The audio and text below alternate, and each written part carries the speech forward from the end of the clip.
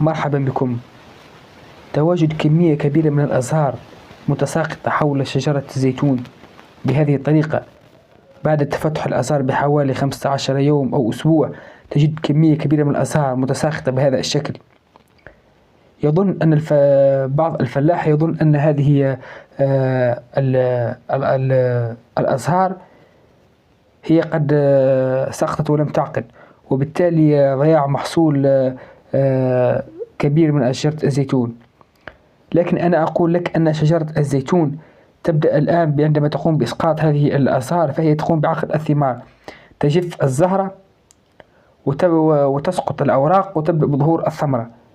لذلك عندما تجد هذه الكمية كبيرة موجودة حول الشجرة فهذا أمر عادي، فيجب أن تلاحظ شجرة الزيتون كما تشاهدون. انظر شجرة الزيتون، انظر حبات الزيتون صغيرة كما تشاهدون.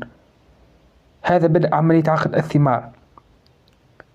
لذلك لا تستعجل ولا تقوم بعمل أي مثبت للأزهار أو تقوم برش أي مبيدات أو أي أسمدة لشجرة الزيتون. فقط إن وجدت كمية الأزهار متساقطة كبيرة حول شجرة الزيتون فيجب أن تقوم بأخذ غصن أو غصنين وتلاحظ هل بداية ظهور الثمرة مثل هذه الشجرة أم لا.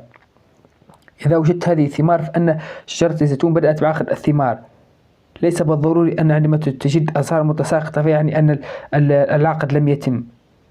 هذه الأزهار هي أمر عادي، تبدأ بظهور حبة الزيتون وتبدأ بإسقاط الأوراق، تجف الأوراق تبدأ بالتساقط وتبدأ بظهور حبة الزيتون. لذلك لا تستعجل، انتظر أيامات حتى تبدأ بظهور حبة الزيتون. قمت بعمل هذا الفيديو حتى أوضح لكم، لأن العديد من الفلاحة يقول إن وجد كمية من الآثار متساقطة حول شجرة الزيتون. لذلك قمت عملت هذا الفيديو، والسلام عليكم ورحمة الله تعالى وبركاته.